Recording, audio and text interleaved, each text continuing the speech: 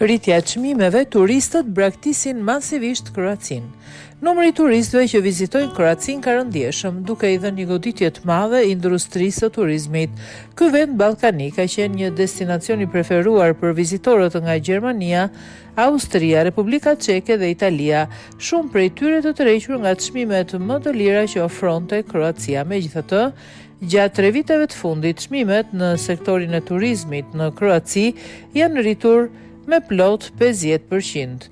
Ky shpërthim i çmimeve ka bërë Kroacinë më të shtrenjtë se 2 nga rivalet e saj më të mëdhenj, të cilët janë Spanja dhe Greqia. Në të dy vendet mesjetare, kostot janë rritur vetëm me 15 deri në 20% gjatë të njëjtës periudhë.